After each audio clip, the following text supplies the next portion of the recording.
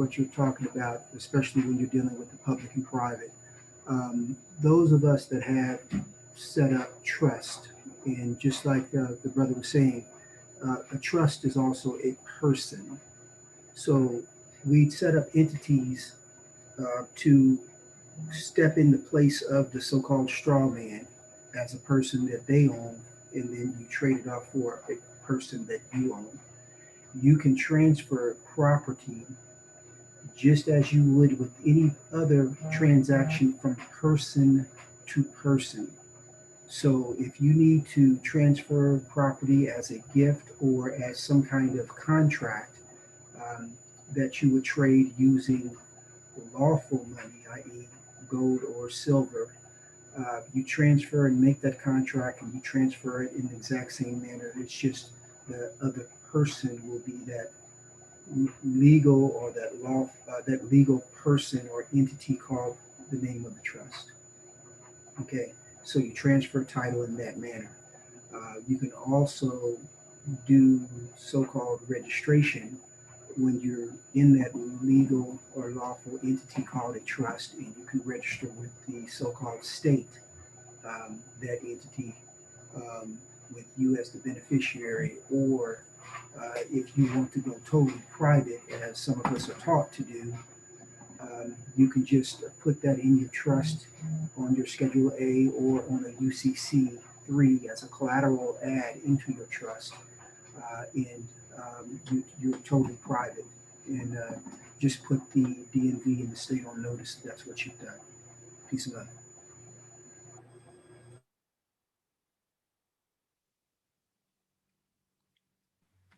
Okay, And I thank you and very I much. and I and I yield. Did okay? Did you understand? Did she get that? I get it. Yep, I get it. And I try to break it down like this. You remember Bank of America? They had your money, right? Right. Mhm. And when Bank of America, when they have your money, and all of a sudden they charge you these, these dumbass fees and shit. They charging you fees because if you go underneath X amount of dollars, they charge you fees and all of this other stuff. So you could put it in Wells Fargo or Chase Bank or whatnot. Hell, but what's beautiful is you could create a different trust. You could create a trust and say, release my money to James, James Murray. Release my money to James Murray. So now so guess what happens? There has to be an entity. Let's say there's a legal entity that's named James Murray, for an example. So if it's on now, who's going to be holding the trust property? The trust property is going to be in John Doe's name, and the bank is going to be James Murray. So now James Murray is the holder of your funds. But if there's a legal entity that's in existence named James Murray, now he has rights to settle your accounting because he is the settler of that. Why don't you come up with a trust or a name that you have? Why don't you come up with a name for yourself? And then the settler of the trust would be the name that you control, and then the trustee on the account will be your artificial person. Does that make sense? You control both. You control not. So now you have the settler on the trust. You have the trustee on the trust. You have the property, which is subsequently the car, the house, the money, and who's the beneficiary from this trust? You. And you could do this with a UCC 1 filing, and it's completely legitimate. Now the state will recognize the individual who owns the particular piece of property. And I hope I can make that clear, because it's all about registration, and the whole purpose of the whole concept of secure is having the state to secure your ownership. Does that make sense? Here, I'll give you. Here's a pin. Here's a pin, right? This, I think I got it from the dollar store, a 3-pack from the dollar store. Now this pin doesn't have much value.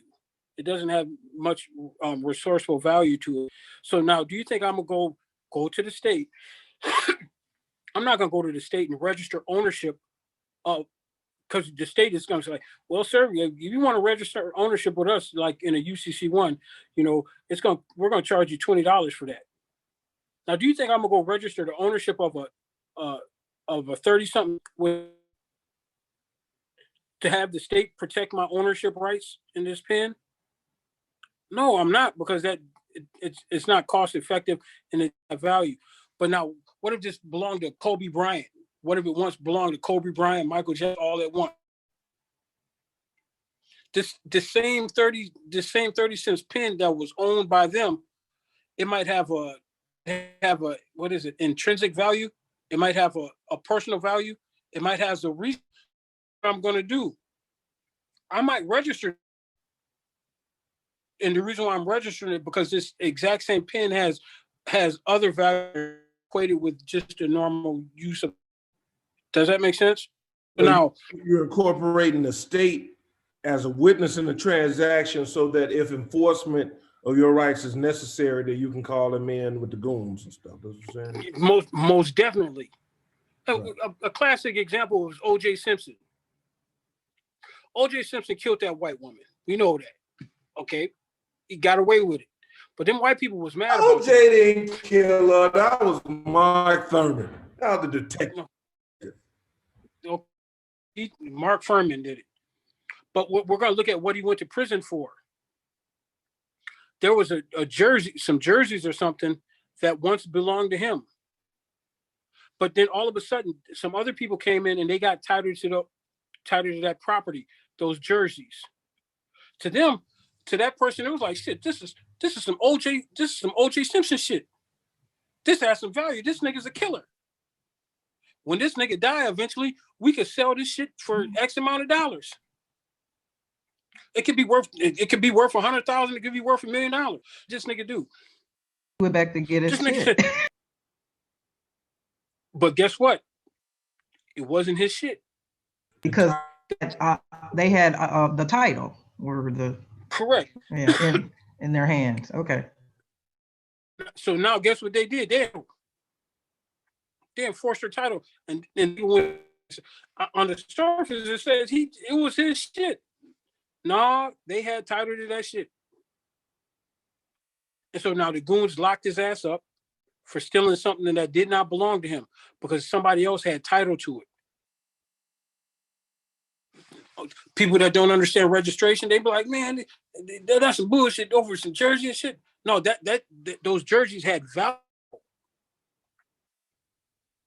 So now let's say that you have a house and then you want to register it. I mean, you just want to own it by yourself privately. I could probably come take that from you if there's no owner. And who's just matter of fact, I bought a scooter. Because I was doing some deliveries on a scooter, and they sent me a original manufacturing certificate. I got this from some other. It was registered. The title was never registered, so I still have the registration, the title based upon the registered it. But what it is in fact the title because I have the original manufacturing paperwork. Upon registration of it, the state will recognize me as the owner of it. Does that make sense? The state will recognize me as the owner of it. Because but right now, title. Right. But since I have the actual initial manufacturing thing, I am the owner of it, but I'm not the owner in the state until I register it, which will cause the state to, like, if somebody finds that title now, if they find it now, actually because it's in my name, but if my signature's on it, they could go register it and they will be the owner of it. I just don't want to, I personally don't want to feel like registering because I really don't use it. So, but if I decide to go sell it, then I could sign it over, then they could go register it. So then the state becomes a witness for them. Does that make sense? One title. It must have, what is the value of one title? Like that's a beautiful question. That's a beautiful question. We have to understand how this works. The value of a title to the state is the value of the registration fee. the state says, well, we're going to register, and it costs $30 to register this title. That's how much the state charges for registration of title. And we're going to secure your interest once we register that title. But now what's the value of the thing? You remember I was talking about this pen. I talked about this pen. Wait, where's this pen at? I talked about this pen. As a pen, well, it's 30 cents. So does it have any value there? Probably not. I'm not, if you steal the pen, I'm not going to call the police. I'm not going to do nothing about it because you stole the pen. And had value to me. And I'm going to take my time and effort, and I'm going to go get the state to secure it. That pen is worth something to me.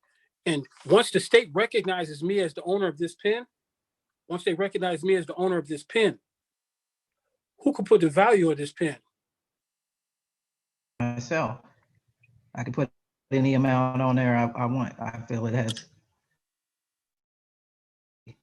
But how do you liquefy that then? Liquefy that value. Okay. See, I'm talking to a woman.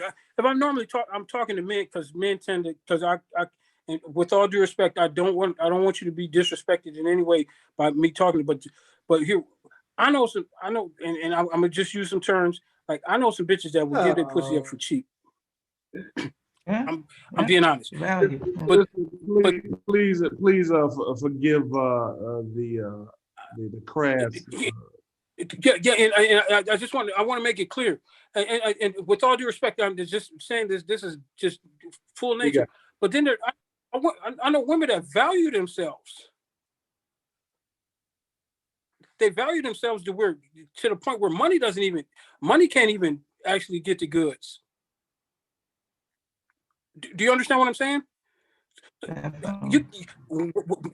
Because that thing belongs to you. That belongs to you, and only you could actually give that value away. And even though I'm talking about on a sexual aspect, but this could refer any type of property there is. Any type of property there is. This is what we're learning. We're learning how to value ourselves and to value and access the value of other material things, if you want to say. Right. So, right. You know. No, but you could say that thing is worth. You could say that thing is worth $10 billion, but guess what?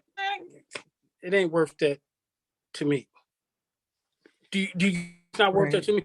So now we have to come to the bargaining table. If we can't come up with a reasonable solution as to how I could obtain the intimate nature that comes along with you, then that's just it.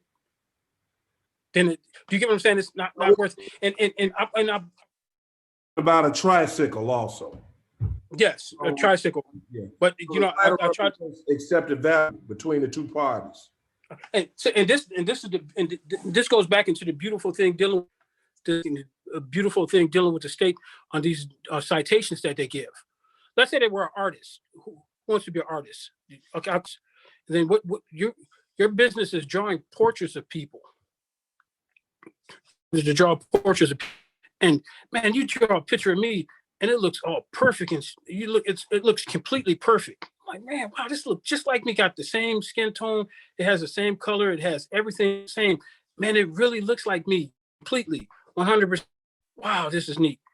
Then you put your signature on it, and you say, give me $50. You say, and I'm like, man, I could go get this to my daughter. My daughter, she would love this picture of her dad. She'll put it up on her wall and stuff of this nature. I know she'll cherish it. So once you say, give me $50, and I'm like, man, yeah, give me that 50, give me that. And I get it. So then I give you the $50 in exchange for the art that you're the maker and drawer of. And by you taking the $50, because that's what you agree to. And I accepted it because I say that it has value. Now, all of a sudden, when I say that it has value, because for some reason it has value to me, I accept it. So now there's nothing wrong with that. We had a fair exchange. $50 for $50, $50 in cash for a $50 drawing. Does that make sense? Now, all of a sudden, you seen how easy it was to draw a picture of me because you have a template for me or whatnot. So then you go draw another picture of me. Yeah, I was like, man, I made $50 off that nigga. Then you go give the same drawing to this other dude over here, your next door neighbor. He don't know who the hell I am. He's like $50, $50. And he looks her because he doesn't know what the hell he got here. And he's like, I'm not giving you shit. As he's giving you shit, it's the reason why, because the picture is not worth what? $50 to him. Was your time and effort, what you're actually selling is your time. In this particular situation, you're selling your time and effort and material, your service that came along with it. But this guy's saying it's not worth nothing to him. But guess what he still has in his possession? The drawing of me. See, but now what he's going to be held liable for, what he'll be held liable for is because what he has in his possession is property that belongs to you. And he has not given you something in exchange for your property. And since you put the $50 value on it, once you put value on it, that's how much yours is property that belongs. Does that make sense? And if he doesn't accept your property, guess what he has to give you? Either way, he has to give you $50 in value because of possession of your property that's valued $50. Do you see how that works?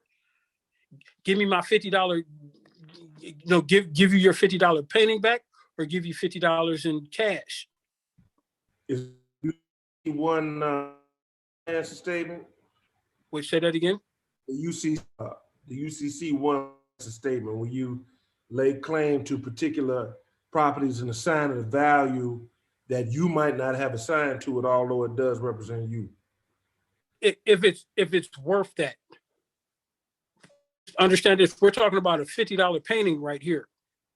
But I'm just going off into the concept of registering ownership of value or the transferring of value. And because we're going to look at the court system. The court system, it's actually dealing with things of high value because a court system actually functions as a UCC1 financing where there's a disagreement.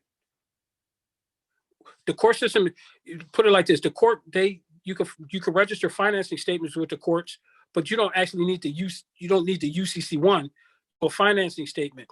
Any action in the court is actually based on a financing statement which transfer title or ownership or interest in property. Okay, but so understanding the concept of value, when they give you a charging instrument, who made that charging instrument? I can't hear you. The state made the charging instrument. Okay, they gave you a $500,000 bill. They gave you a $500,000 bill. Right. Who's in the possession of their $500,000 bill? You are, if you're holding on to it, right? Right. Obviously, possession of they're the maker. They're the drawers of this piece of art. But you signed it, right? So once you sign it, now you have a liability. Is that it? They signed it. They made it. They're the maker, the drawers of this particular piece of art. It's their bill. Gotcha. They signed it. They're the makers and drawers of it. But you're on public record as the one who's responsible for their bill. Get their bill. Your signature. Eventually, and understand this, and this is why once they create an indictment, guess what they ask of you? They ask of you to give them a plea agreement, a plea bargain, in exchange for their indictment. Right. As your way of paying off this bill. Right. Do you see how that worked? Because you didn't know redemption. Right. Because if you would have gave them their bill back, offer an acceptance. Accept it and return it to them. Because I accepted the fact that you gave me this $50 bill. I accepted it, but here, this is going to pay that obligation that I owe. You remember when she gave you that, if her neighbor that didn't want the picture, the drawing, what did the so the value was returned to the person that initially gave it to you. And could they say this is no good? No. Because they're the initial one that created the bill in the first place. Right. Do you understand that? And if we're to take time to break it down in the law, they really, it's like, give them their shit back. If you give them their shit back, it constitutes payment. You remember the definition? Yes, sir. I'm gonna go to it again just so that you guys. You're saying that you can return the charging instrument without been putting the key and the TIN on there? Yes, you can return it, but you'll send it to them registered. But why would you? And because you want to do is you want to create evidence, legal evidence. You want to create legal evidence that indicates who you want to create legal evidence on ownership of your interest in that property. And I want you to understand how this works. Take an indictment for an example and look at it as a lottery ticket. Now, let's say that you have the lottery commission. The lottery commission, what they have to do is they have to pass out. They sell all these lottery tickets, right? They give out all these lottery tickets to individuals. As they give out these lottery tickets to individuals, and it's up to $3 million. I'm gonna say $3 million, right? And guess what happens? They have, let's say they have 90 days to claim this money. The winner of this lottery ticket has 90 days to claim this money. Claim the money, it goes to the lottery, goes back to the lottery commission. Does that make sense? Yes, sir. They reported the winning number on the TV and stuff, and guess what? The lottery commission's really wishing.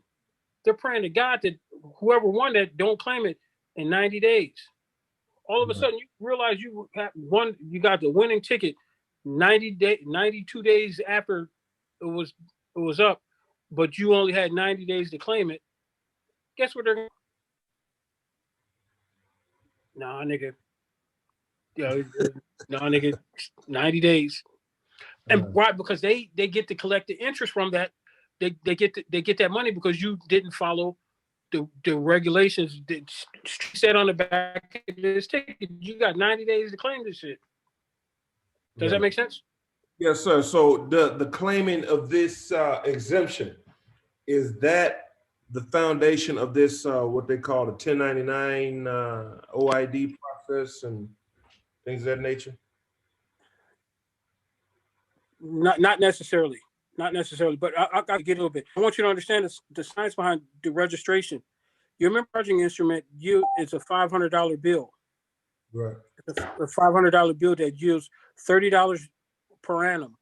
30,000. It gets 6% interest off each year that is in existence.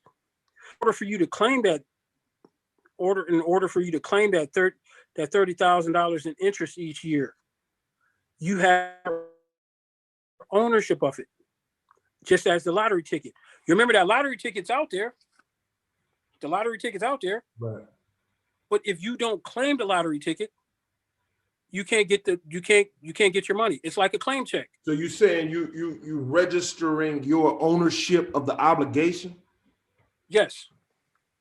Okay. Yes. Yeah. So now you give us basically two ways of claiming that obligation. One is to send it back to the register.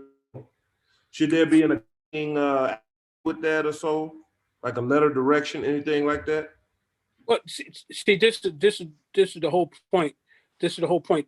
What you take that actual obligation, you on that same just do when they those niggas, what they do is they return it to, they actually give it to the marshal, because the marshal or the sheriff, they have a duty. They're carriers. What they do is they goods and they're criers. What they present things to the court for registration. So then it goes on the books of the registration or the recorder of deeds / the court. So then to the marshal and let it to the court. Yeah, just imagine. I was telling my mans and them, James, like, shoot, okay, let's say that you're a belligerent nigga in court. That court clerk might not want you touching them. Or do you get what I'm saying? So they got these guys that stand up in the courtroom. They're sheriffs and what is to deliver stuff for security reasons. So what you do is you say, "Hey, sheriff, could you please have a clerk for registration?" And then they're going to walk it over to the court clerk, and the court clerk have a job to register once the court clerk records that negotiable instrument that says what? Exempt from levy. It's exempt. Damn. Right? So okay. you go ahead. Hold on a second. Once it says exempt and the court clerk registers that. So what they're going to do is now they're going to bring an assessor in here. The judge, he's to make a determination on what's in the record. First it says, tax this nigga, tax this, give it to the BOP or whatnot. But once the court makes a determination by looking at what's registered, once you look at what's registered that says exempt, now the court can make a determination on, yeah, this stuff is exempt. Why? Because he physically sees, now clerk registered your ownership interest as being what? Exempt. So now the United States may not take, dispose of, or otherwise interferes normal use or of an interest the United States knows or has is exempt. Because if it's not on the registry, I'm still the owner of it. State, and I'm still the owner of it. So ones can take this. I'm just trying to, these dots for my sake and, anybody else that's interested in hearing this line of thought. You could take this charging instrument, let it be known that you are utilizing your exemption. And then I'm aware that these sheriffs and these marshals can present said information to the court on your behalf, just as if you were standing there. Like you might pay some kind of bond of $70 or something. And now they are given the responsibility to process said instrument. And they can, so I present it from here to the sheriff after paying the appropriate fee. And now they've been given that responsibility to take it to the clerk. The reason why I'm talking about the sheriff is I'm talking about that when they got you in that bullpen. Right. That I'm talking about not trying to go to the bullpen. Like you already got the exemption and the court date is coming up. Yeah, we don't have to go to period. Fuck that. I'm being honest with you. I understand. And I could, if I had some slides, I could show you this. At the same time, you don't have to go to court. Why you if you got them handy now? Okay. Okay. Yeah, I'll definitely break it down. What happens is you have to understand what the court clerk has to record this stuff. Court clerk, because the court clerk is the deed. What is a deed? It's the evidence of ownership. The recorder of deeds. What is a deed? We go to look up deed.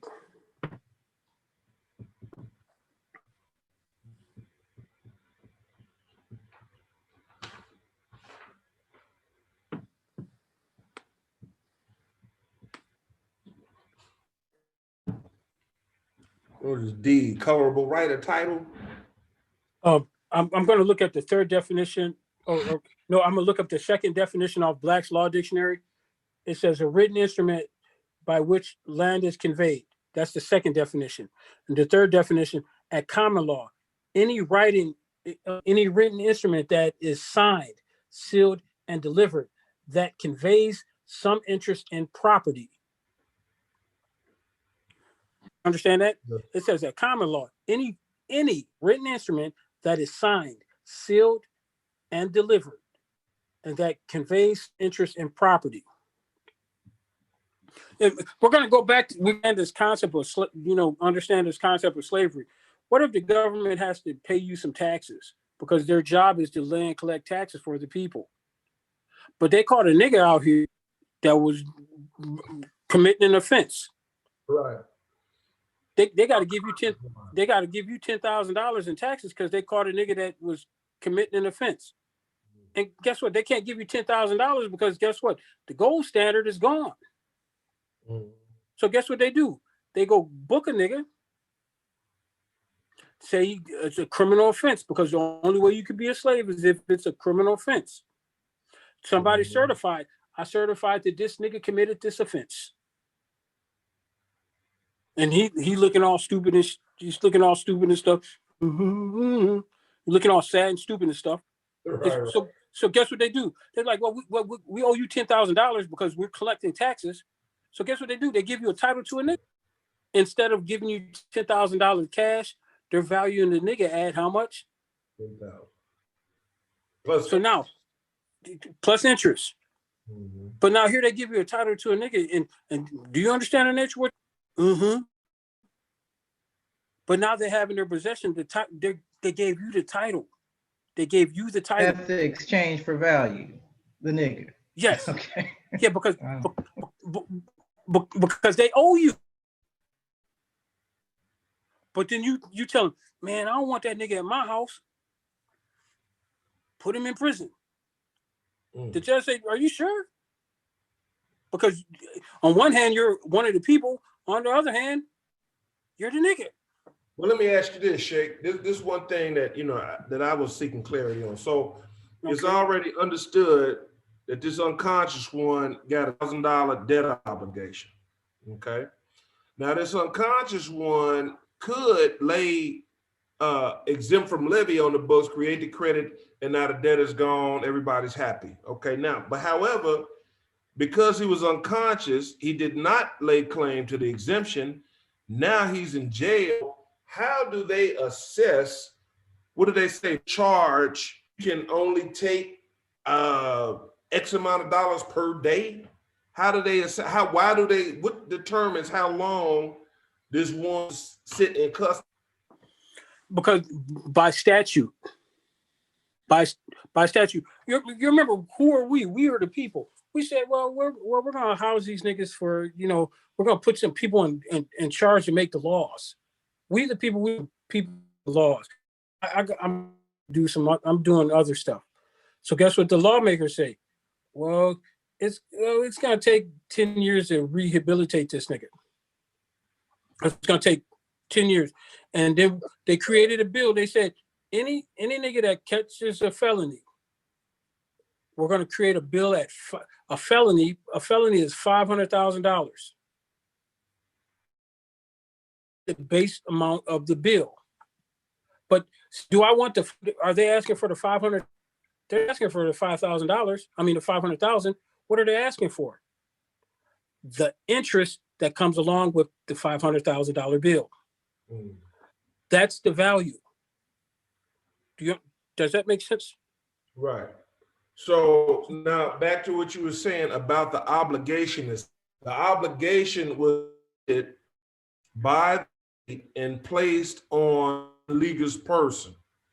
The illegal, the human being that the illegal person represents did not assume that obligation. He had assumed the interest on the obligation would be to him as the holder of the obligation. That's what you're saying? Okay. All legitimately. Yeah. Okay. Wait, I'm trying to get this. You have to do it legitimate now. I want to hear the whole shebang. Okay. This is legitimate people on the call. Trust me. Okay. Let me make this clear. They're doing everything that they're doing for your benefit. And I want you to understand it. Anybody raise your hand if you know somebody on SSI who get a crazy check. Okay, I got a brother who get a check, right? Right. Since my brother get a crazy check, guess what they certified? They certified that he's crazy. In his past has created a situation where he doesn't have full mental capability. Therefore, guess what they do? They kick him out of check in a month. And because the state is taking care of him, because they certified that he's not completely there. It's his money, and he's entitled to that because the state has a duty to the people, including my crazy brother. Okay. Right. Well, the state says anybody that walks into a bank with a gun, and threatens the life of other people when they got security guards in there, or knowing that if they walk out of there with that stolen money, that they're subject to get caught, they have a mental illness. But they're saying a bank robber is kind of like crazy. They're saying drug dealers. Anybody that sells drugs will rob them and kill them, or exploiting and killing other people. They're crazy. Because anybody in their right mind would not do that. Do you understand that concept? You look at every crime that a person commits against other people.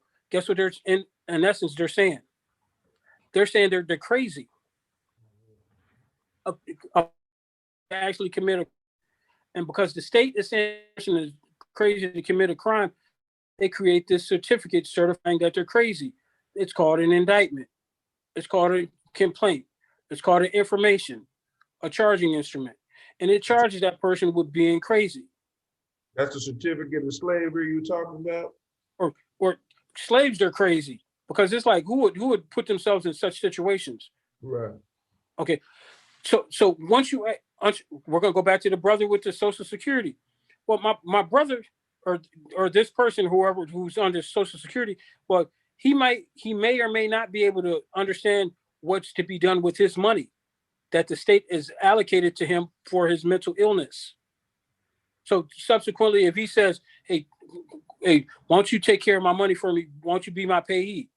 So now, like, all right. So he's going to go to a state official who's in charge of allocating his money or distributing his money. He's going to go to them, and he's going to give it to him, and they're going to give me his money. Then I ration off his money to him because it's in his best interest, because the state certified that he has mental illness. Does that make sense? Yes, sir. Well, when they indict you, when they certify, yeah, this nigga committed this offense, this nigga is entitled to some money. If he committed this $1,000 a month, $30,000 a year, an allotment dedicated to this person, a $30,000 for each of these offenses that they charge him with, there's a $30,000 allotment that's going to him. Now this is the interest, so-called. That comes from that obligation. Mm. So what happens is, so now this is when this attorney comes in here, the attorney who's a con artist. He's like, you remember what I talked about? They could give you 1,000 years. The dumb nigga said, oh, yeah, you're right about that. Then you sign this dumbass nigga plea agreement, which allows the BOP or the DOC to take the funding that was created because they said that you're mentally ill. And now you're going to allow them, the state, the DOC, to be your payee. And what do? They put you in a kennel. While the DOC claims all of the interest from that obligation, while they give you old food, and then they treat you like a wild animal. So let me ask you, the obligation was created. They caught you with a bullet or whatever case may be. So you were savvy enough to present the exemption for the obligation. And let's say the interest was, like you said, it was $3,000 a month. But you discharged the obligation or you presented the exemption, canceling the obligation after 10 days. Stop. No, this is where, if you stop your money, then you're just as dumb as the nigga that's doing the time in jail. Right. I want you to understand the science. And this, this is the catch-22 or the beauty of the whole system. While the average nigga is trying to discharge it, while he's charging debt, the more he tries to discharge a debt, say no, the money's not owed, the money's not owed, the money's not owed, the more crazy he sounds. No, you presented the exemption. I'm saying, right? You charge an instrument, right? And you go ahead. I paid with my exemption. My exemption, the credit on the book. But what am I paying for? The interest on the account. I'm not getting rid of debt. What I'm saying is, let me gain clarity. So the so-called indictment or the charging instrument labeled you the recipient of an obligation. You presented, now the obligation in and of itself is drawing interest on the obligation. And yes. this interest is amassed monthly, quarterly, whatever the case may be. Anyway. Now, you presented your exemption. And because of your presentment of the exemption, the obligation was satisfied. No. Okay. No. I want you to understand the science. Yeah, let's get to the science. The fact that when you say the obligation, that's a damn lie, and it shows that you're not that smart. Right. Okay. I really love this shit because it's kind of funny because they know how you niggas think. Right. You're going to say the of my society, not to be demanding to get your payment. You turn in that lottery ticket. Not only do you get the nigga, you get the $30,000 each month. We'll go to some laws here. We'll go to, because I did this law thing for a minute. Can somebody go to if somebody could go to 28 USC section 2460. Wait a second, I'm going here. 24 USC.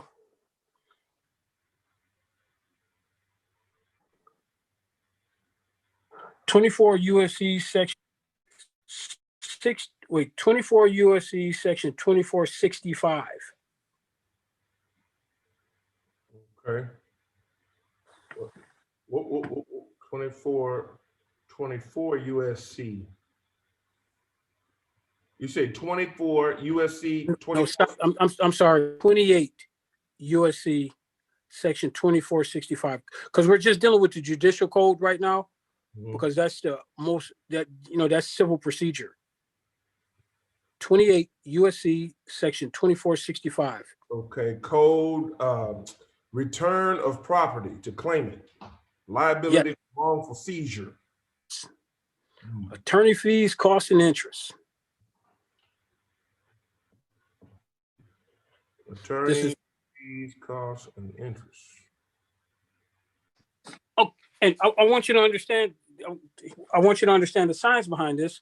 And when you understand the science behind this, this is some beautiful stuff. And you're supposed to use this. This is what you're supposed to use when it's all said and done. And you're supposed to claim that. You're supposed to claim that shit. And right. And I want you to understand how this works. It says, upon the entry of a judgment for a claimant in any proceeding to or forfeit property seized. We look at it like this. Okay, if we were to go to Black's Law Dictionary, and I want you to understand under concept of Black's Law Dictionary dealing with slavery, they never really freed slaves, which is something that some people personally understand this. It's going to be done.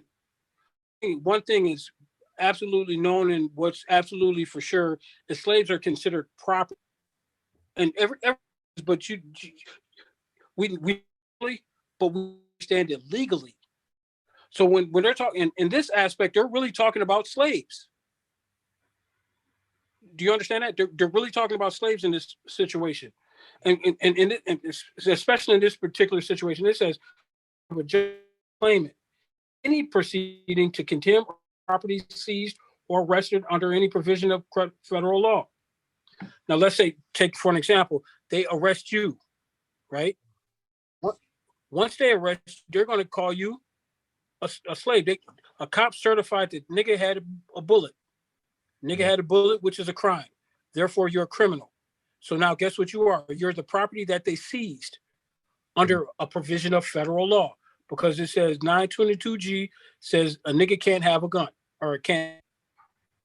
That's a provision of federal law. So the property in this aspect / or arrested, right?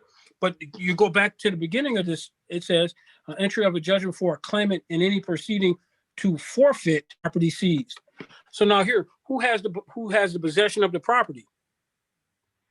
You do.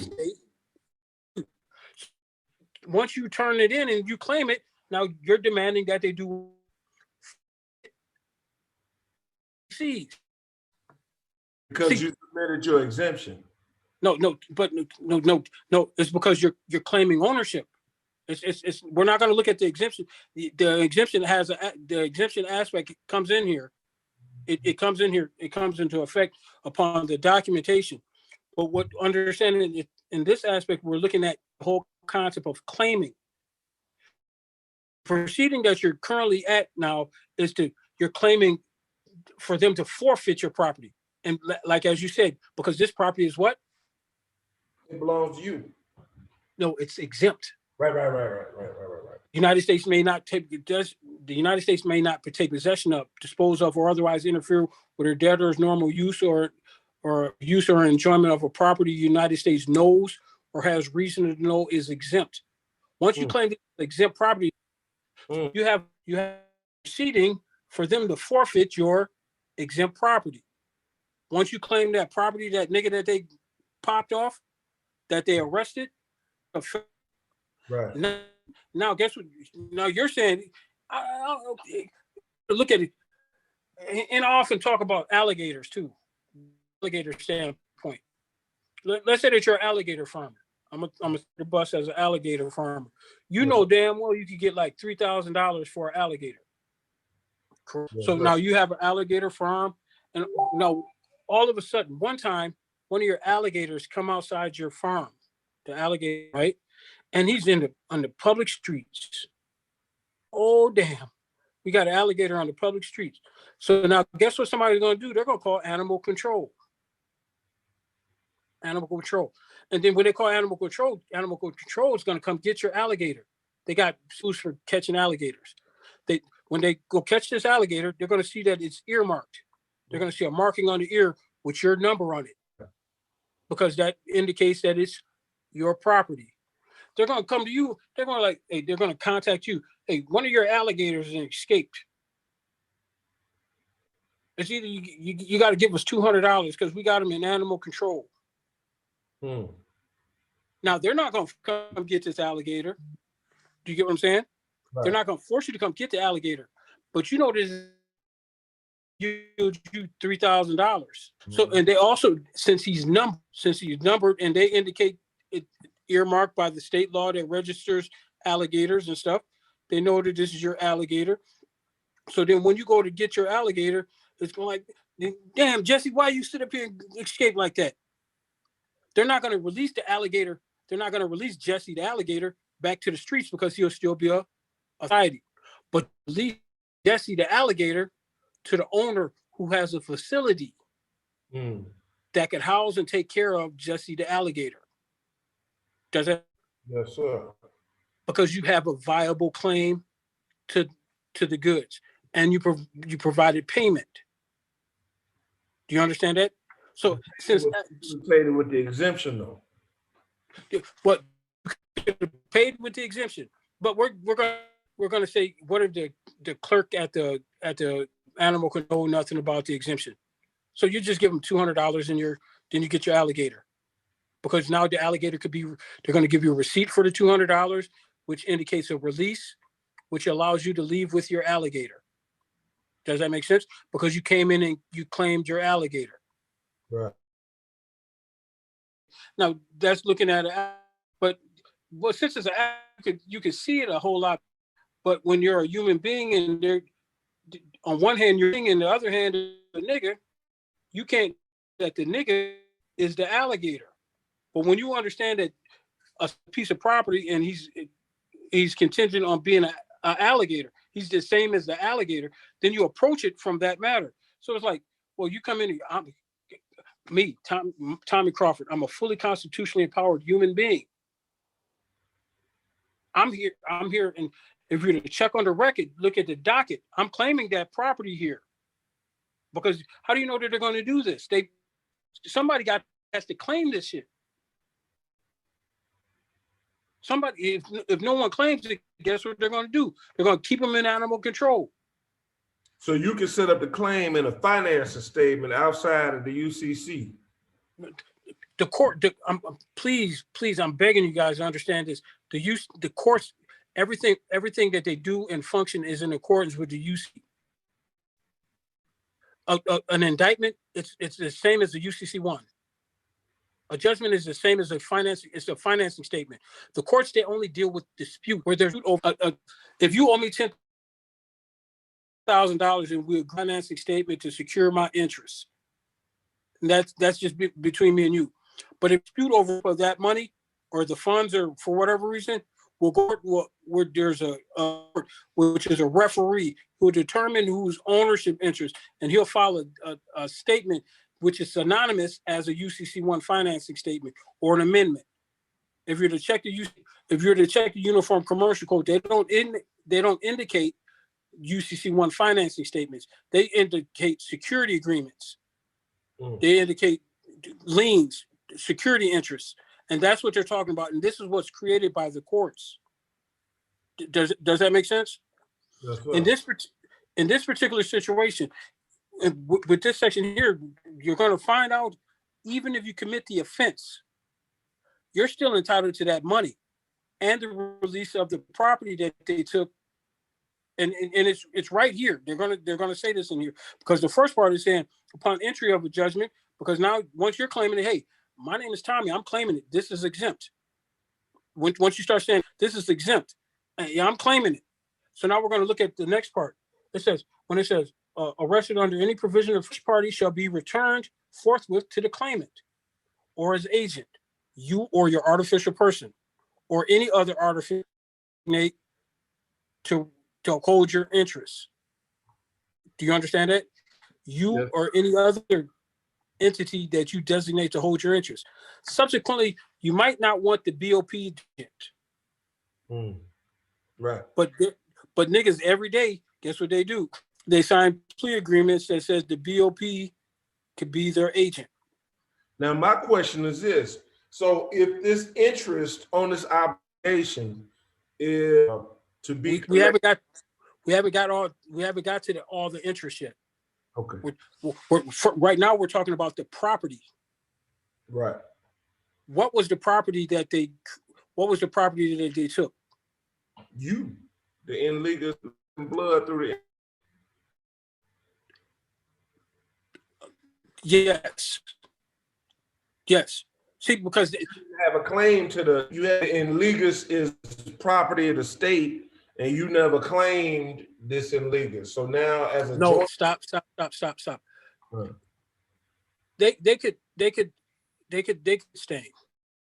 Right. Shit stay. It could actually be the name on an indictment. Yes, but sir. The name on the indictment could be the thing. But what they're really dealing with is the subject matter of the action. The subject matter of the action is the actual physical thing, the RIS, the subject matter, the actual tangible thing or intangible right that comes along with it. If you were to sue McDonald's, and look at McDonald's for an example, if you sue McDonald's, are you trying to just sue the name? What good is suing the name or the ens ligas? It doesn't have. What you really want is you want your grills, their stove, and their money, the property of the ens ligas that's associated with the artificial person. Do you understand that?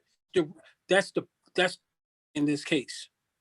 So we could actually the ens ligas once we understand that it's an artificial person, there is the name of account. Mm. Okay, there's an account named John Doe at the bank. Somebody's name is John Doe at the bank. Who owns this John? John Doe could be a common name. So what associate numbers with John Doe to indicate which account set up there at. So there could be John 2, John 3-4, John Doe 5-6. These are different accounts that indicate John Doe. So which account are you talking about? John Doe 5-6. Well, I'm the holder of the obligations for John Doe 5-6. Mm. You're John Doe 1-2. Do you understand that? So they're all, John Doe is just the name of an account. So, but what do we want? We want the interest that's associated with it. So now, in this particular situation, it's the claimant. I'm claiming, well, I got an indictment that says you got John Doe 5-6. I'm claiming the interest that's associated with John Doe 5-6. I have the instrument in my head that entitles me to John Doe 5, the interest that comes from John Doe 5-6. I'm claiming ownership of it. All right, this is where I'm a little cloudy. So we have the interest and have was created when they found you with a bullet. See what I'm saying? My question is like, okay, the man never claimed his obligation, so he's in there. There's a whole lot of interest being amassed. Am I right or wrong? Yeah, I can show you that too. Yeah. So on the other hand, he accepts the obligation. He settles with the adversary and says, I'm exempt. So that obligation that was created, he had a book. There was a credit given, right? That offset the books. I'm trying to get crystal clear understanding of the separation of the obligation and the interest. What's happening when you submit your exemption? Young man, I'm gonna be honest with you. When I say an indictment is a good thing, I'm saying that a charging instrument is a good thing, and you have to look at good thing. But it's not you, but it's a part of the nigga mentality to think that, man, I want to get rid of this. I want to get rid of this. I want to get rid of this. But when you stand on the fact that this obligation, and you have the understanding that this obligation entitles whoever holds that fucker, whoever holds this indictment, not only do you get the property that they have in their custody, you also get the interest that the taxpayers have to pay that obligation. And how do you know that? It says it in this section right here. We just haven't went there yet. See, because guess what they're going to do? They said, we created a bill to take care of this piece of property.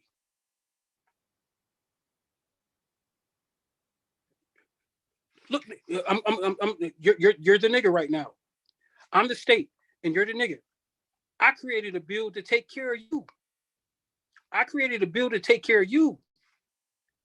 And guess what I'm gonna have? Have all these taxpayers pay this bill. But guess who I'm gonna give you to? I'm gonna give you to my little brother. The taxpayers I'm gonna go give you to my little brother because he's gonna put you in a kennel. I'm gonna get some money out of this, and my brother's gonna get some money out of this. Out of your money. Because on the train, we're showing a trail of title. And then the taxpayers is gonna pay it to whoever holds what? You, the nigga. Does that make sense? So guess what you should do? You can say, drop me off over at my house with the interest. With the interest, that obligation. Not only that money that you created to take care of me. You're on mute. The obligation is dismissed though with the provision of the exemption. What? Why the fuck would you want to dismiss that obligation? You don't want it to complicate things in the future. You know what I'm saying? Like they say that you a nigga try to go get as a nigga that you try to get a job at Wendy's and they look up and say, man, he's a nigga that had a bullet. Okay, we're gonna look at this from two aspects, and I want to make this clear. There's nothing wrong with a nigga having a bullet. Well, the manager of Wendy's might not agree though. Then guess what? You have to be better than the manager of Whitney's. I want you to understand this. This is some psychological stuff that we as a people do. I was a drug dealer. I sold a substantial amount of drugs when I was younger. Everyone loved me for it, except the people that hated drug dealers. Right? Now, all of a sudden, when I go to court, and all of a sudden, because the white man catches me, all of a sudden, I ain't do it. But everybody and their mama know that I'm a drug dealer. Now, all of a sudden, I try to deny the fact that I'm a drug dealer, but everyone knows I'm a drug dealer. So if I don't want people to know that I'm a drug dealer, on some personal stuff, if I don't want people to know that I'm a drug dealer, guess what I shouldn't do? I shouldn't sell drugs. But if I'm a drug dealer, I'm not going to prison for being a drug dealer. Do you understand? Because on public record, it's going to show that I'm a drug dealer, but I'm not going to prison for it though. Right. You go to prison because there's a charge that was not satisfied. A charge that was not right, and I didn't delegate where I wanted. Right. Because the property is unclaimed. You remember that alligator? They sent notice out indicated that the alligator was to be. They told you where the alligator animal control or animal at the animal shelter or whatnot. So if I don't claim the alligator, they're going to, after 90 days, they're going to give my alligator to another alligator farm in an auction. Because the alligator was out and it committed an offense against the public. Even if the alligator committed the offense, what am I going to do? I'm going to come get my alligator, no matter if he was a bad alligator or not, if he escaped or not. His offense was not bad enough where I would not claim my property. Do you see how that worked? Right. What if I go to the animal control? Say he didn't escape. He's not guilty. He escaped. Right. They're going to prove that he did escape. But what I'm getting at, just to clarify my own perception, when the exemption is presented to those that say you have this obligation, you claiming your property, you say exempt. So that debt that was to you through your property was wiped away. But who said that? That was my assumption. I never said that. Who created the obligation? The state. If I create a promissory note, who has to pay on the promissory note? You.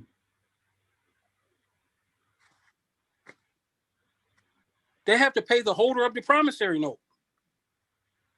And they're going to break this down in here. They're going to break this down here. It says such property should be returned forthwith to the claimant or his agent. Watch this.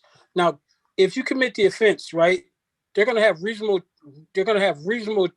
to, okay, let's say an erratic nigga is running around the streets with a gun. Right. Who's afraid of him? Everybody. I'm afraid of him. Shit, I don't want him around my kids. Okay, no. But understand this. Understand how this, it says, is that there was reasonable cause for the seizure or arrest, right? It's drunk driving, right? Okay, the court calls a proper certificate to be entered. They're going to enter a certificate. Yeah, well, the nigga had a gun. He had a gun. He was doing something wild, right? And in such case, neither who made the seizure or arrest, nor the prosecutor shall be liable to or such or process means that, which means that if they catch me having a gun and I'm a wild nigga, that I sit up here and say, because you violated my rights, and I have a right to be free. No, they have probable cause to stop me from waving this gun because the public safety kick in. And I can't sue them for that because they arrested me because I was acting like a wild, drunk, high nigga. Do you understand? So I can't sue them and scream my liberty and my freedom and all this other stuff that we tend to do, right? So you can't prosecute them for that. Mm-hmm. Okay, on the judgment on account of such prosecution. And now look what they say here. Look what it says. Nor shall the claimant be entitled to cost, except as provided in subsection B. It says, nor shall be entitled to cost, except provided in subsection B. Wait a second. Now it's like I'm claiming a nigga, right? The claim not be entitled to cost. Then it says, except as provided in subsection B. So now guess what I want to do? I want to go to subsection B.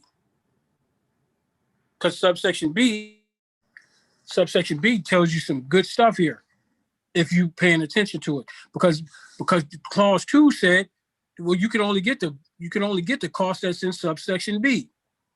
Then subsection B says B1 except as provided in clause 2. So we're going to exclude that because that's an exception that negates your ability.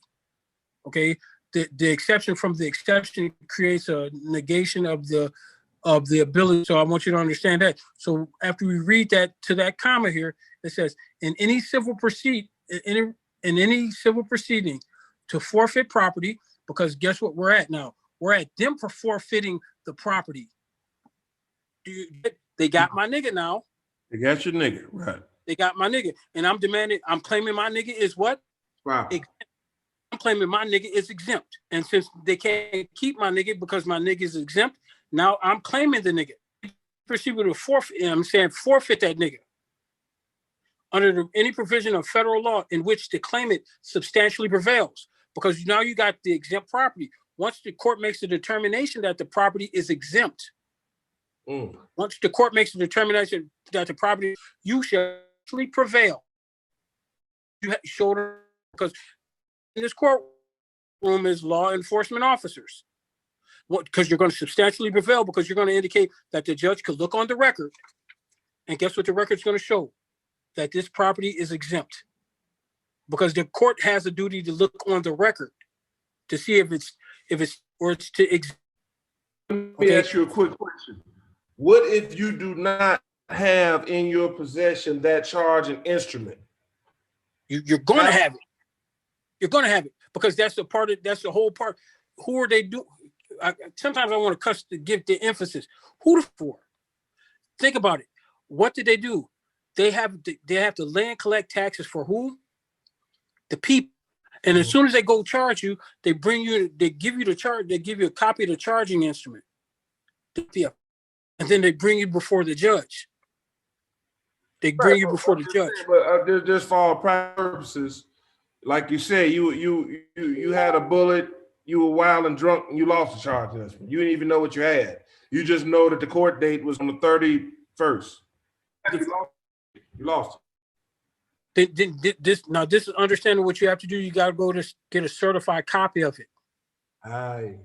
You get a certified copy ticket, but when they certify that this ticket really is in existence and it's filed with the court clerk, you take a certified copy of that same ticket. Then because niggas do lose their ticket on an accident. Niggas lose a ticket. That's true.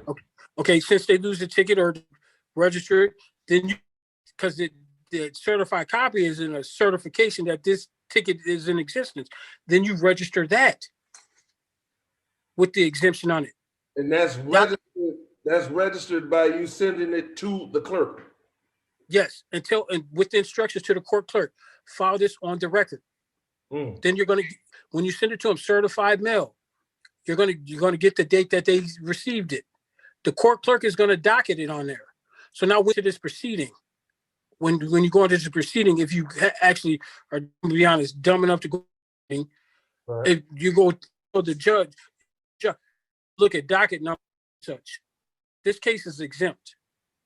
Matter of fact, I'm entitled to the interest that comes from it. I'm claiming this because the actual charging instrument is now going to state that you claimed it.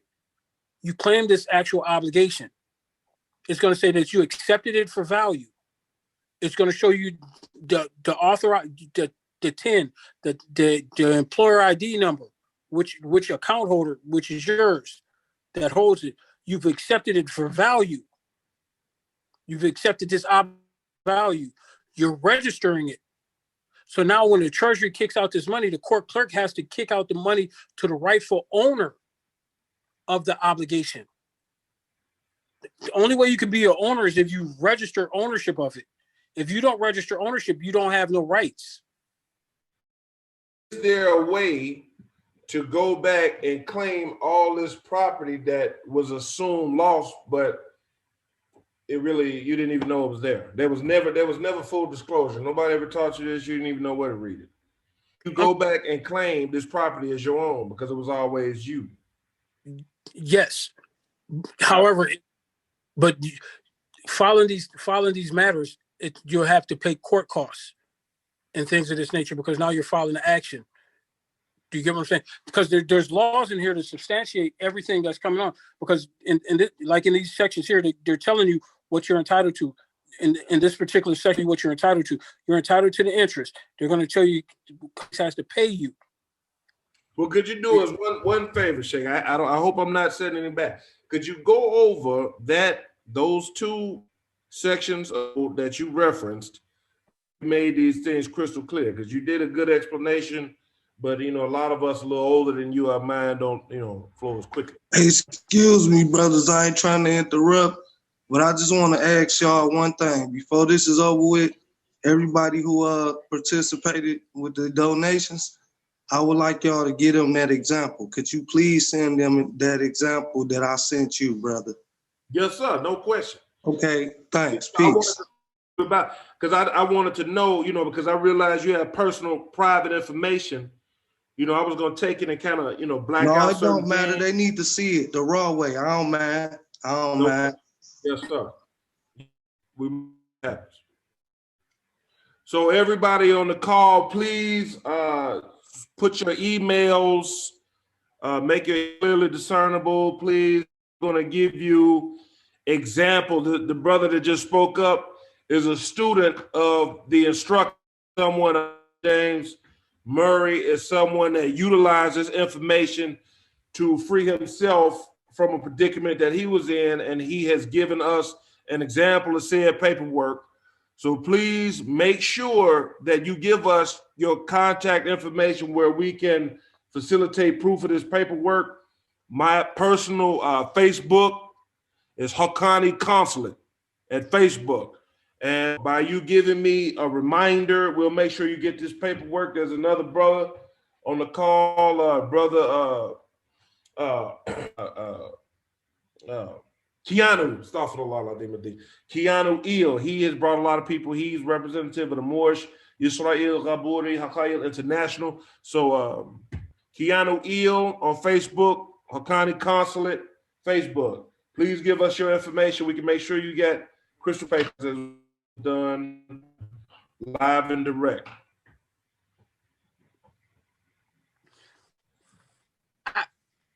While y'all niggas is talking about y'all guilt and stuff, right? I'm not talking about my guilt. I object. See, when that attorney tells you to shut the fuck up and let him handle the business, don't say nothing. Let me handle it. The whole time he's conducting business while you're playing checkers. Yes. Inside trading. Do you get what I'm saying? Because his job is to lock you up. That's part of his job. He's an officer of the court.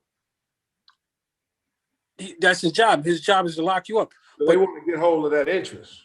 Yeah, and because the whole time you're one of the people who they work for, but on the other hand, you're a dumbass. So who now, by the show of hands, who really takes advantage of dumbass? Everybody, a lot of people. That's just the part. Never sucker even. And because I mean, what king wants to lay in bed with the bums? It doesn't make sense. So the knowledge that you have, is the that you use. So this is why I'm break down the whole concept of this, because the law is telling you exactly what happens, and it makes logical sense. Who does the United States or the government work? It works for people. They and collect taxes for the people. Just for the record, taxes and interest are synonymous. I'm gonna say it again. Taxes and interest are synonymous. If I tax you, you pay me interest. Oh, right. Taxes. Yes, sir. Tax is a punishment. Taxes and interest is synonymous. That's a good one. They're the same thing. Will. Say that again. Joseph Will from South Carolina. I just had a quick question for you. Okay. Going down this line of of criminal cases, dealing with criminal cases, I've been listening. I personally had a criminal case against me, but what I did was I submitted to the courts through certified mail that you stated a letter rogatory appointing the judge along with my certificate of citizenship, registration number, and bond number, and I asked him to discharge all cases. That has been 2.5 years ago, and there has never been a war or a summons after that when I addressed the tax issue with the judge. I never stepped a foot in court for this, so I don't understand what actually happened there, but it's I've never been bothered. Hey, I'm gonna be honest with you. When I was in prison, I started dealing with some stuff dealing with the IRS, and when I'm telling you, press. Put it like this. You remember when I told you that my brother, he was, he kind of mental ill. He gets an SSI check. And then your children, when you claim them for tax purposes, if you take care of your children, they have TINs, your children have TINs, they have taxpayer identifying numbers. What happened? IRS, since those are little your American citizens, they're Americans. Those are little corporations. They're American corporations entitled to some funds. Since you're claiming them for tax purposes, right? You get their money because you say, look, I take care of these little corporations. When you claim those little corporations for taxes, you get their money. Does that make sense? Yes. Does that make sense? The guy that called? Yes, sir. Well, the courts are going to allocate the money to whoever you designate to be your payee. But all of a sudden, that the Internal Revenue Service is going to make sure that you get. But when I was in prison, I told the IRS, I'm claiming this obligation here. So you know what happened? I sent those papers to the IRS. They put me in the hole, the shoe. They put me in the shoe for months. They put me in the hole for months, and then they said they said to me they came with a document that says you signed this saying that you won't never file any more papers, or we're going to get the FBI on you, or you won't claim this no more. And I said, and I had to take a breath, and I was like, I can't sign that, because the reason why I'm trying to sign this is because I was working on my release, and the whole release is because they never let my papers go out. They were on some criminal stuff. They wouldn't let papers go out because the IRS will take, if I claimed myself, no longer get the money that they were going to be entitled to by signing the dumbass nigga plea agreement. So now what you did in essence is you stifled their ability to collect that money because you actually spoke up. You remember what I just stated, that they're going to say to you, hey, nigga, just don't say nothing. Don't say nothing. Handle this. Yes, what sir. What the attorneys are essentially doing is saying, look, nigga, I'm going to trick your dumb ass into prison. Just shut the fuck up. But judge who has to accept your plea because you remember what I said about the judge. He says, do you understand that you're giving up your rights? Because in open court, he has to actually say this in open court to make sure that this is a legitimate, bona fide business deal. He has to say in open court, do you understand that you're giving up your rights? dumbass nigga. And then, but if paperwork in front of this judge and tell him this, guess what? He can't legitimize the trickery that this attorney just whispered in your ear. Do you understand that you're giving up your rights? And then you just put some paper on the record saying that I'm discharging this obligation. How can you legitimize all this stuff when you're the one in authority in the beginning? How can he legitimize it? He can't. This judge can't legitimize this stuff. He can't go forward and put you in a prison because if they did it, they would prove that there was force and threat. Then the judge asked you the question: were you into this plea agreement? But then your paperwork is clearly discharge this obligation. You are one of the people who could exempt the liability on the account. And I just did that, well, through my certificate of citizenship. Even here from, I'm here from a different country, but I have claimed nationality, not citizenship, on my passports. I could break down a couple, because there's a diplomatic aspect of it. Now here one aspect you have a support in your claim. Wait, excuse me, Shay. Please hold that thought 1 second. I just want to make a quick announcement before I forget. We just want to let it be known that the paperwork that we've just referenced is available through a link in the chat. The call, if I was just informed by the moderator. So if you research the chat to Brother James Murray's paperwork that he learned from our brother and our speaker. But still, if you do give me a link, I will make sure that everyone gets it. Please forgive me, Shay. Go ahead. See, and here's a beautiful thing. Nigga, you had a crack. Nigga, you had a gun. Nigga, you did this and you did that. And what you as one of the people who run the court. I don't know if you guys ever read the Foreign Sovereign Immunity Act. That's Title 28 USC Section 1611. But when dealing with these laws, you have to look at dealing with corporate fictions. You're looking at sir.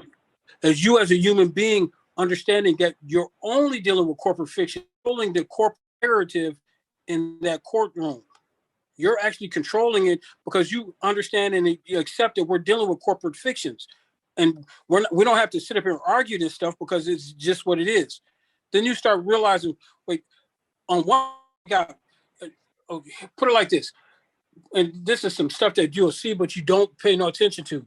You got James Murray, because I think if you guys looked at that paper, you're going to see a James Murray on there, right? But then there's a completely legal entity, two separate legal entities, counsel. Then you have the Murray James.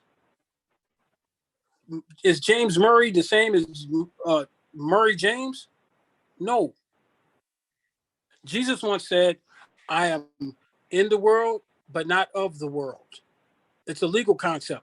In the world, in means under the laws of. The word of means belonging to. One person belongs to the state. At your birth, they created a person belongs to the state, which belongs to the state. You will just have a majority of ownership interest by registration. But he's still property of the state, but you have ownership of the interests if you file registration. But since he's a part of the state, but then on the other side, you're an employer. So then James, which identifies you on the private side, that's not in the state, that is above the state, because the state is an entity that's controlled by the people. Say that again. That's the way I always sign my documents now since I learned that. And it's seeming to work very well. See, because they charge one person, but they give the account to another person. Both of these are two separate legal entities which you're supposed to control as a human being. It's kind of like playing a game of chess. If they take your queen or a pawn or whatnot, do you feel the effect of it? Of course, because you're playing the game. But does your pawn or your queen feel the effect? No, because they're just pieces. But in order for you to win, you have to know how to control your pieces. Does that so? And when you start able to the corporate aspect of yes, it, sir. start understanding the corporate aspect of it and stop taking it personal. And when you start understanding the concept of ownership and ownership, and you start saying, I'm playing about nigga. Why? Because guess what? I understand ownership, which says that I'm claiming ownership and I have the rights to this nigga. I have the rights to collect the property that you guys have seized. Matter of fact, I'm entitled to the interest from this obligation that you wrote. So guess what they'll want to do? Correct. They'll want to get rid of the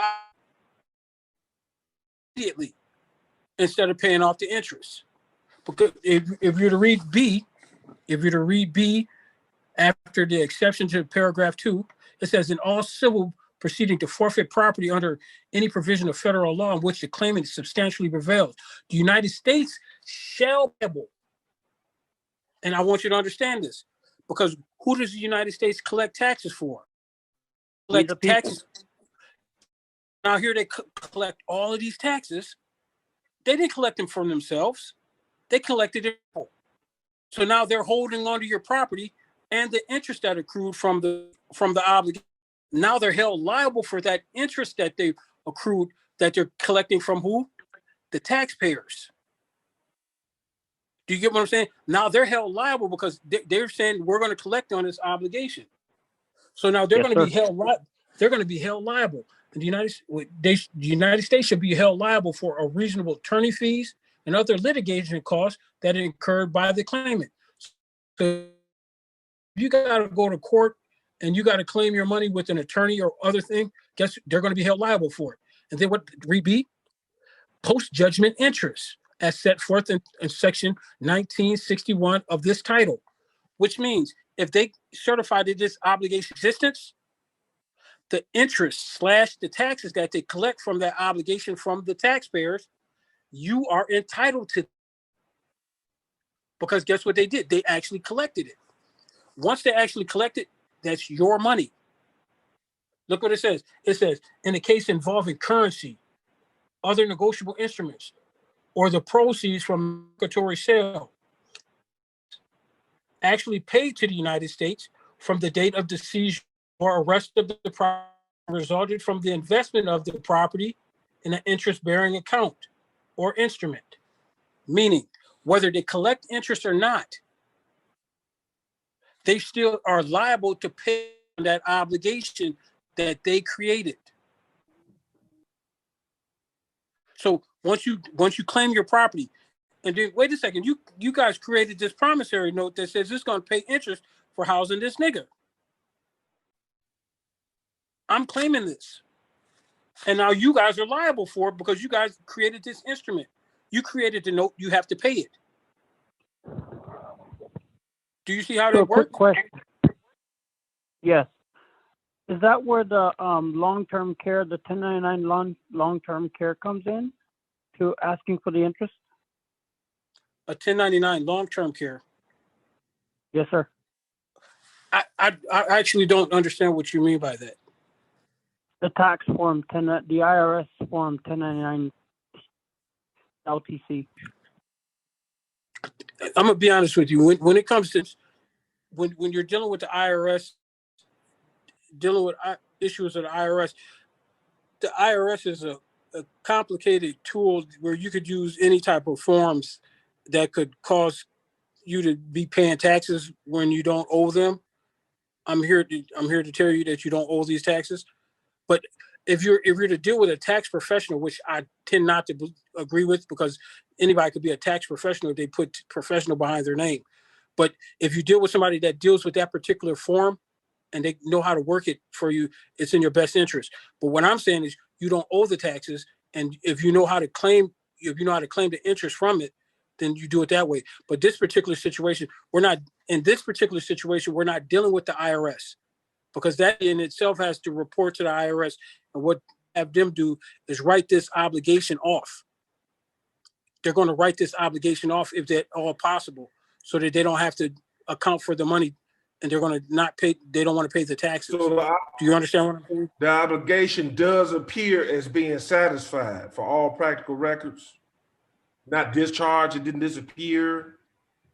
No, it once they set a charging instrument on the record, and there's law that substantiates 6% on that, and they have to pay 6% interest on that obligation based upon the dollar amount. When they have to pay interest on that dollar amount, what it makes it abundantly clear, interest actually paid to the United States, meaning what the taxpayers paid, from the data seizure or arrest of the property that resulted from the property in an interest-bearing account. Now, if somebody could go to, what is it? And we could break this down and how this works. Just a second. And 28 USC section 2041, and a couple sections in here. And breaking down how this works on these criminal charges. And one, I know this is a tax issue, but when people are so afraid of the whole concept of taxation because they think of the criminality that comes along with it. And, you know, no one wants to go to jail, right? But when you start understanding the whole concept of jail and the freedom aspect of this, then even if you commit the offense, jail, okay? And there's another section that's going to pop up here. Just a second. I'm trying to pull this up on my phone here. Just a second. Shake, while you get that together, I just want the people that our brother Usted Abdurraqib, he's put a lot of time and effort into this, and I'm going to post his Cash App so that, you know, if anybody feels the desire to tip, feel free to do so. Cash App, ARRIMS Enterprise. I'll post it now. Feel free to offer the brother a tip. He's put a lot of time and struggle and sacrifice to providing this information for us here now. Okay, now this section here is going to sound tricky. It's going to sound tricky, but you have to understand how this works. Okay, could somebody feel like reading this? And I'm gonna break it down to a science. If anybody wants to USC 2041, deposit of in pending or adjudicated cases. Yes. All money. Yes. But say that again. All monies paid into any court of the United States or received of in any case pending or in such court shall be forthwith with the treasurer of the United States or designated depository in the name and to the credit of such court. This section shall prevent the delivery of any money to the rightful owners upon security, according to agreement of parties under the direction of the court. Now, the average nigga reads this and don't understand nothing that they're saying here. No, that's right. They'll read this and not pay no attention to this because it's talking about money and you're in a cage and shit with a bunch of drunks, alcoholics, and people that aren't unsavory and stuff of this nature. But we're going to look at the second word that he put there, and it says, and it's monies. It's M-O-N-E-Y-S. M-O-N-E-Y-S.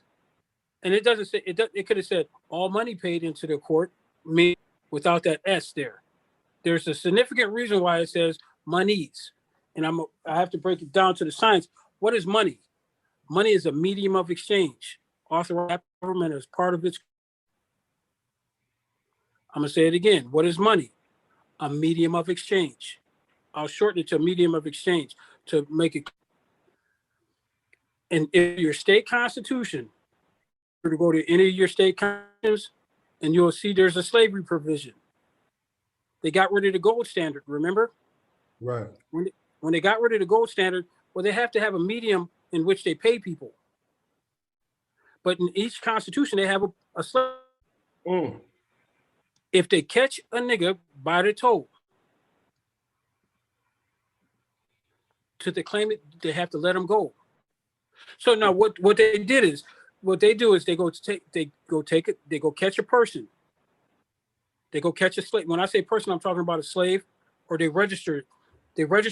go catch a person committing a crime. that's crime. And then they create a certificate. And guess what they do? They go file it with the court clerk.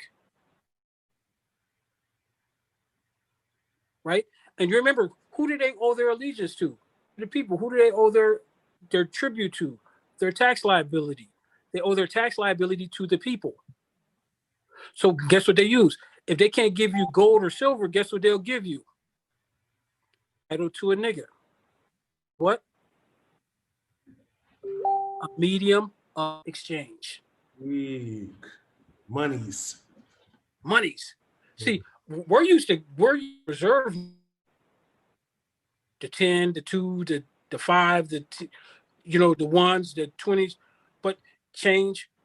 But sometimes I'd rather have a title to a slave. It could be a title to a slave. That could be a medium of exchange. Yes, sir. But since they can't give you cash, guess what? They'll give you a title to a nigga. Mm. So what they do, and they're going to break it down here. All monies is a title to a nigga. They register it with the court clerk. They register it in the court, right? All monies paid into the court of the United States or received by the officer thereof in any case pending or adjudicated in such court, because they're going to take that charging instrument, which is a title to a nigga, which is their medium of exchange, because they justify what they're doing. They're going to justify exactly what they're doing, right? Yes, sir. Shall be forth. Say that again. So what they're going to do is shall be forthwith deposited with the treasurer of the United States, or a designated depository. Wow, they're going to take that title to that nigga that they just caught, and they're going to monetize. They're going to give it to the court clerk, and the court clerk is going to monetize that, because they're going to turn, because the court clerk, when the treasury gets it, guess what they're going to look at? They're going to look at the statute on there. The statute says nigga had felony. Felony is $500,000, which yields $500,000 at a 6% interest, which indicates $30,000. I don't know if any of you guys had stock certificates before, but understanding the concept of a stock certificate, once you get $1,000 and you buy some stock, it's not going to directly say that you have $10,000 anymore. It's going to show that you $5. You can't readily see that you have $10,000 worth of shares. You can't readily see that $1,000 worth of shares, depending on the value going up. But it's going to show that you have $10,000 and you have 5 shares. Then you look at the ticker tape or whatnot, and then you determine how much money you have. Then you determine if you're going to buy or sell. Do you understand what I'm saying? The stock itself becomes a medium of exchange. It becomes a money. Because if you owe me $10,000 and I got you, I'm not going to enforce the amount of money that you owe me, because I have the stock certificate, because that's a medium of exchange. Does that make sense? Does that make sense? Yes, sir. Okay. Once you understand that it makes sense, so they're going to monetize once they go trap the slave. They're going to monetize it, and then they're going to deposit it with the treasury in a designated depository in the name and to the credit of the court. So now, once they took this negotiable instrument, this documented title, a negotiable documented title to the nigga that they trapped and traded, because he's a slave now, or he's subject to slavery. Now, the court is going to monetize it with the Treasury Department. The Treasury Department is going to monetize it through the statute, and they're going to create a credit to the court. When the interest is paid out to the court, the interest is going to, now, this is where you have to understand what goes on here. Now, you read the second section. It says, this section shall not prevent the delivery of such money to the rightful owner upon security. That instrument, that charging instrument, is a security. It indicates whoever the rightful owner of that security is entitled to money. So upon security, upon the presenting of securities? Okay. I wish some of you guys all got these informations. The information I tried to send it to as many emails as I could. We gonna get it out there. You talking about the game of the government, what's behind you on the screen? Well, no, there was more definitions from the Black's Law Dictionary. Put it like this: we as people, we look at it, but money reserve note is just one of many securities. The Federal Reserve Note is a security of the United States, in that is owned by the Federal Reserve Bank, which is a citizen of the United States, which requires that the United States protect the Federal Reserve Bank's interests because it's a citizen of the United States. But you, as a private entity in the state, create your own securities, your own obligate, your own securities. And when you start understanding what securities are, we're exchanging securities. So when they go give you this obligation that they had, their obligation is in fact, do you understand that? Yes. Obligation is in fact a security, right? And then guess who the rightful owner of that security is? You. Look what it says. This section shall not prevent the delivery of such money to the rightful owner upon security.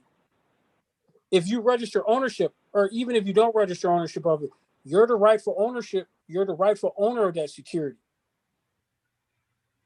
The money that's the interest that's accruing from that, you're the rightful owner of money. If you claim it or not, that's not their fault. That's your fault. Mm. So then guess what they're saying? According to the agreement of the parties. So now here you the dumb nigga, guess what you do? I know I'm the rightful owner. I know I'm giving up my rights by this dumbass nigga plea agreement. I'm going to sign over my rights to who? The DOC. Because now they're a party to this because you added them in here because you're giving up your rights you're giving up your rights because you don't know what rights you have. Could you go to the next one?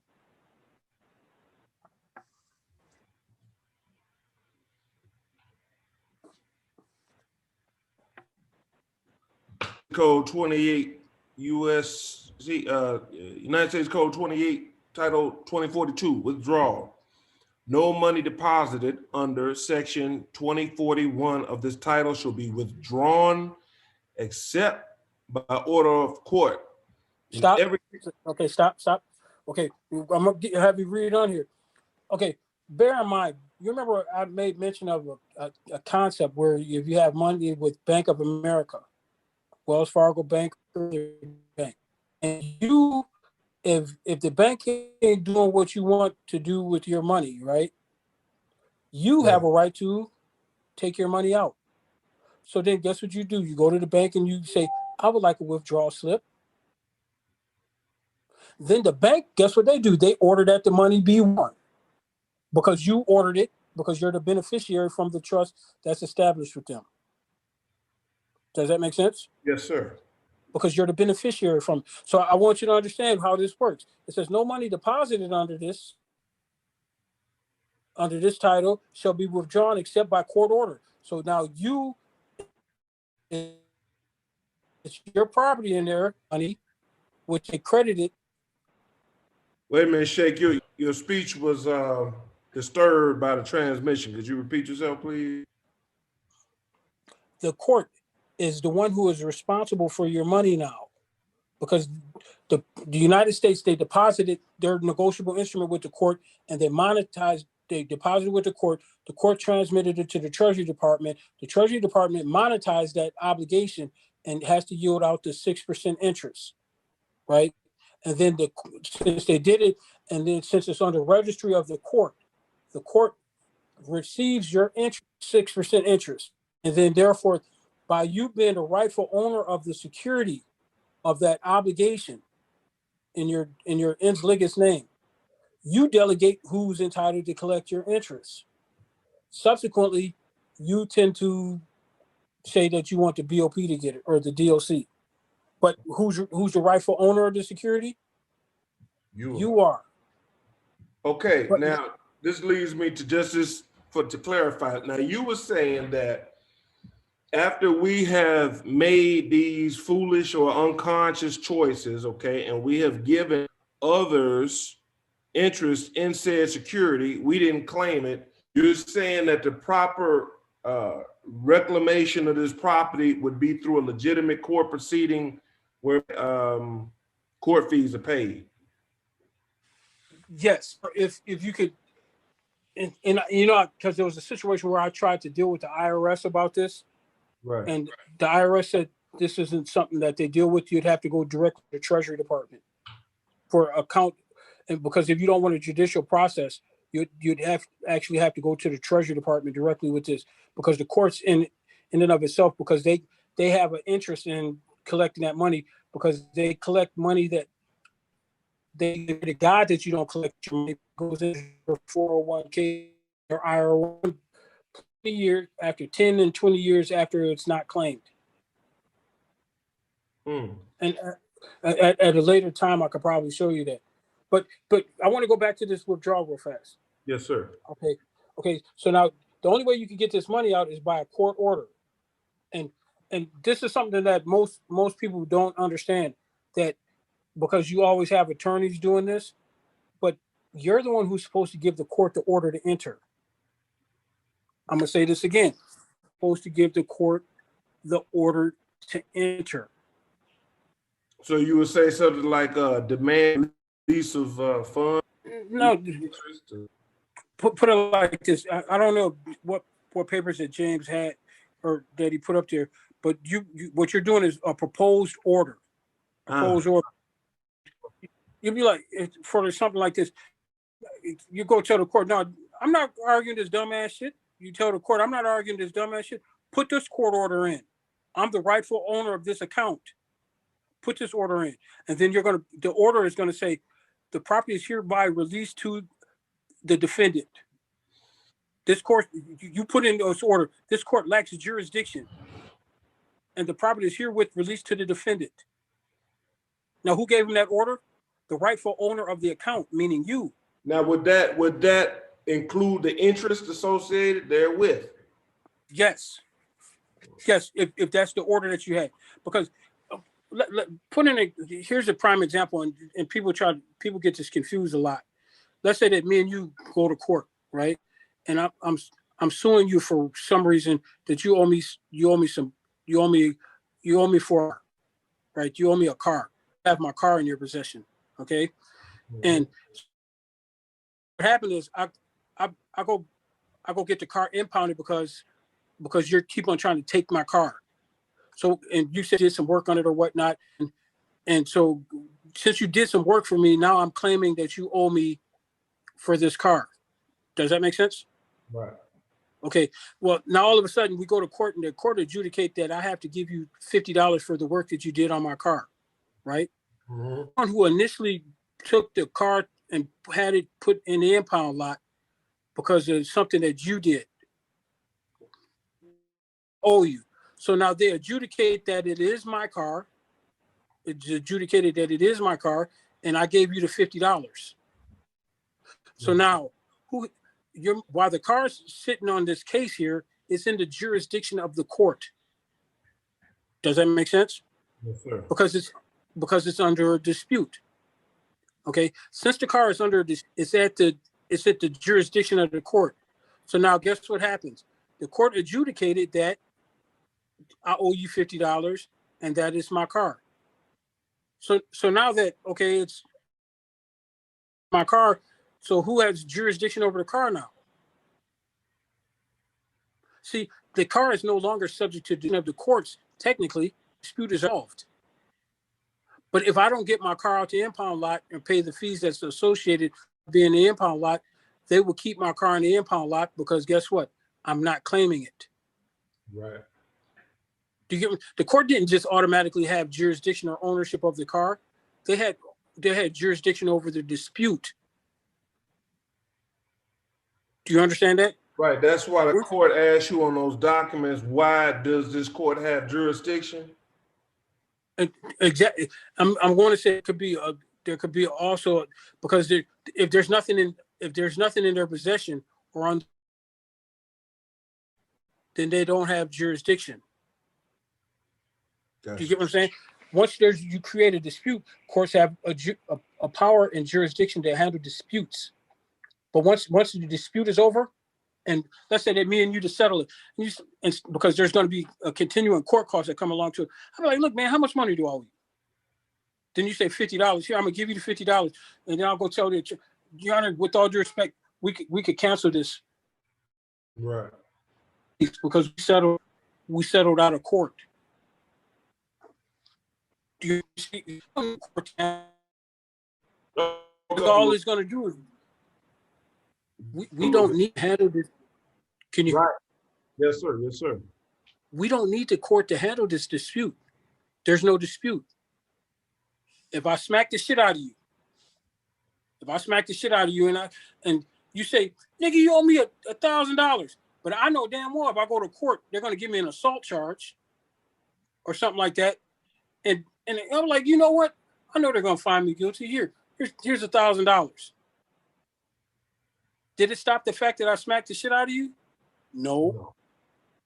But I gave you the $1,000, which we settled out of court. We didn't have to go to court over that. Right. But now let's say I smacked you this time, $100,000. Now I'm subject to say, nigga, no. When I say no, when I particular situation, when I say no, you have to take into consideration. Wait a second, I'm going to take into consideration that I wronged you, but I can't pay you $100,000.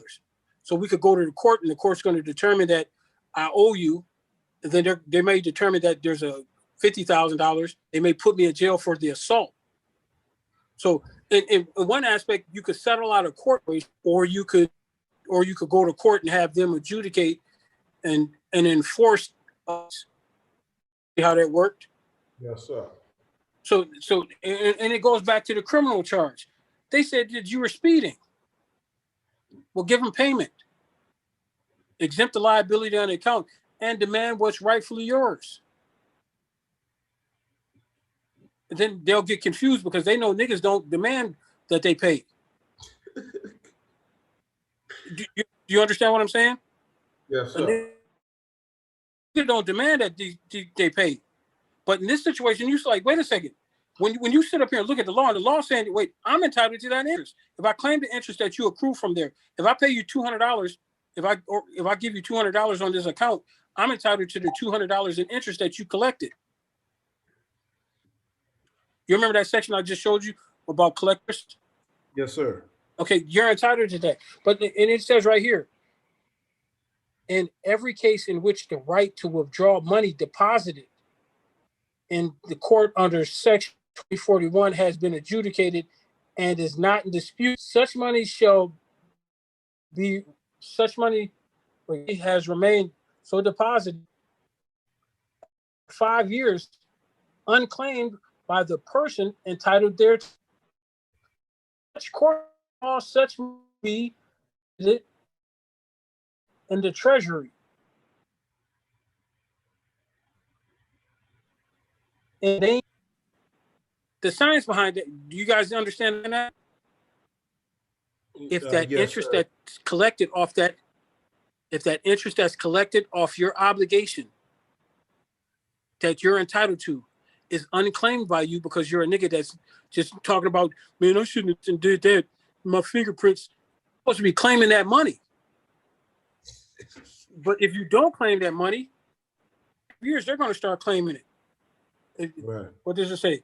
Money has remained so deposited for 5 years unclaimed by the person entitled thereto. Such court shall cause such money to be deposited in the Treasury in the name and to the credit of the United States. Mm-hmm.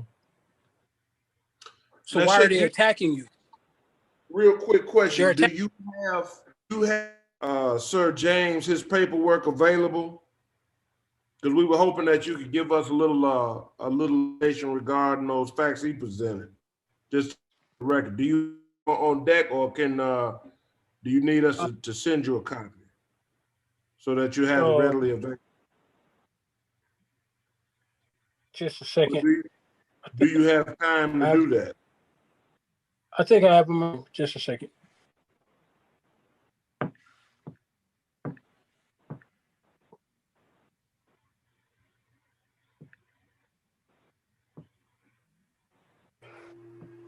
The document is in the chat. If you want to just go in the chat You should see the icon there and tap on it and you can download it real quick. I'm gonna be honest with you. My stuff is, I'm on an iPhone and it's kind of small. Everything, Oh, okay, my okay. vision. Are Okay, you able to, can you I download? have it. Okay, yes, sir. I have it. I want to. So we were just given a request that you, go over the paperwork if you. Sure. Just a second. I want to pull up the. Okay, break it down.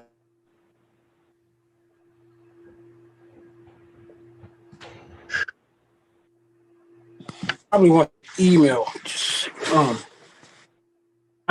wait a second. Just a second. I might. You need me to email it to you?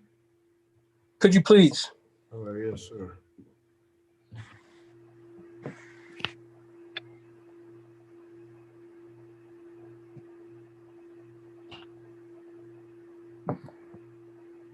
Yeah, that's it.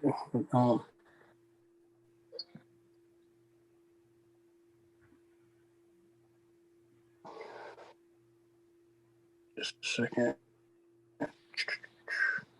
What would it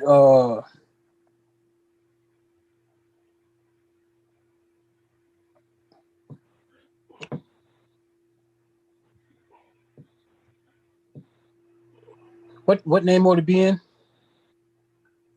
Sufi Mo Ali. Did you do it already? Because I don't see it. I'm coming at you right now. Okay, because I was about to say, I was like, So that's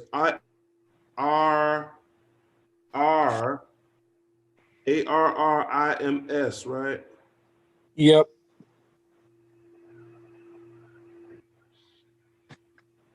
ARRIMS. I have multiple email addresses, so Well, it's coming ARRIMS Enterprise, right? yes, at Gmail.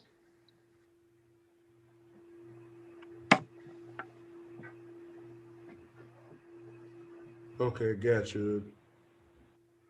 I'm calling it paperwork.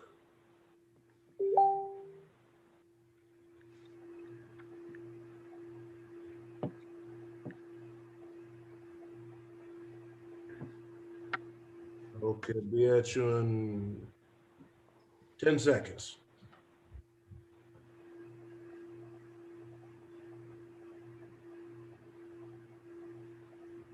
Okay, sent.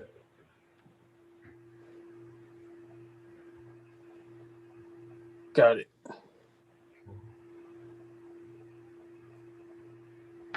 Now, okay, while it's pulling up, the PDF is pulling up.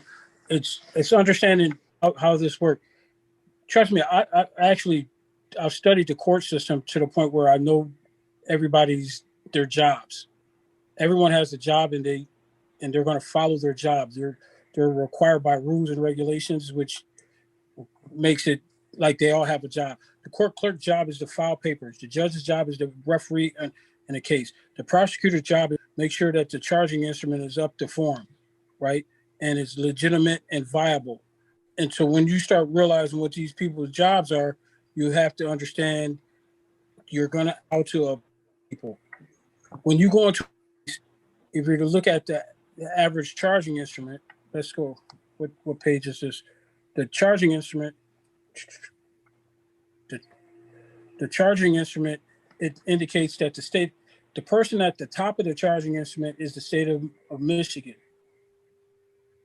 You see the state of Michigan is the person at the top of the charging instrument, and that should be found on page, wait a second, page 4, 17 pages, right? What happens is, I don't know if you guys understand what a publisher is. The state and then the minister, a minister, and it represents the people's best interests. And it has diplomatic status. Okay, and I want you to understand the concept behind it. A public minister has diplomatic status. Then the prosecutor, he acts as the state of diplomatic status public minister, right? Diplomatic agents have diplomatic immunity. They they they take advantage of consuls. Consuls are agents too. They're commercial agents, and this is if you go to Article 3 of the Constitution, which talks about the court's power. They have the power to affect ambassadors, other public ministers,